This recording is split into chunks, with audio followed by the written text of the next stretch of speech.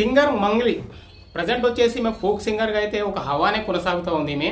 So ఒకప్పుడు ఈమె ఒక చిన్న అంటే టీవీ 9లో ఒక చిన్న చిన్న ప్రోగ్రామ్స్ చేసుకుంటూ వచ్చే ఈ మంగ్లీ ఈ రోజు చెప్పాలంటే కోట్లు సంపాదించింది ఈమె ఒక సింగర్గా చేస్తూ.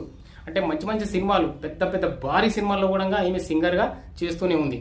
అయితే ఏంటంటే ఈమె అసలు ఎక్స్పెక్ట్ కూడా మనం చేయం అసలు ఈమె ఏం చేసింది అని అంటే. సో నిన్న ఆమె బర్త్డే ఫంక్షన్ చేసుకున్నది హైదరాబాద్ శివార్లోని చేవిల్ల ఒక రిసార్ట్లో.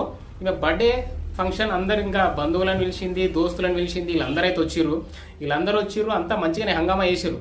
కానీ అదే టైంకి ఒక ఇన్ఫర్మేషన్ అయితే పోయింది పోలీసులకి, వీళ్ళంతా గంజాయి కొడుతున్నారు, విదేశీ మద్యం తీసుకొచ్చి తాగి తందనాలు చేస్తున్నారు ఇన్ఫర్మేషన్ పోయేసరికి పోలీసులు కూడా వచ్చారు.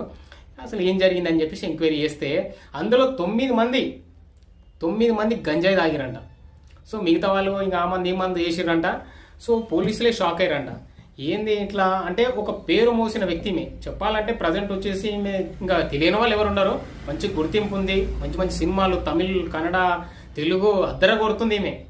మరి ఇంత పెద్ద సెలబ్రిటీ అయి ఉండి మరి ఏంది ఈమె గంజాయి తాగిందా అని చెప్పేసి అయితే షాక్ అవుతుర్రు నెటిజన్లంతా, చూసేటోళ్ళంతా. మరి 9 మందిలో ఈమె ఉందా లేదా అనేది అయితే ఇంకా క్లారిటీ రాలేదు. కానీ 9 మంది అయితే తాగారని చెప్పేసి అయితే పోలీసులు చెప్తున్నారు. ఎనీవే నిజంగా ఈమె ఒక స్టార్టమ్ వచ్చిన తర్వాత మనం ఎంతో జాగ్రత్తగా ఉండాలి, లేకపోతే పతనం మొదలవుతుంది అక్కడ నుంచే.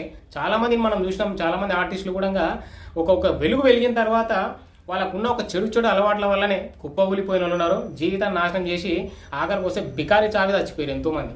సో మరి ఈమె నిజంగా నడమంతరపు సిరి అంటారు కదా అట్లా. కానీ ఏదో ఆమె అదృష్టం వల్లనో ఒక సింగర్గా మంచి టాప్ పొజిషన్లో ఉంది ప్రజెంట్ వచ్చేసి. కానీ ఈమె నిజంగా ఆమె పార్టీ చేస్తుంది, దాదాపు 50 నుంచి 100 మంది దాకా ఉన్నారంట అక్కడ ఆ రిసార్ట్లో. మరి వీళ్ళు ఇంకేమేం చేసిర్రు అనేటివి మాత్రం ఒక్కొక్కటి అయితే బయటకు వస్తాయి. సో ఈమె అయితే ఇంకేం మాట్లాడలేదు.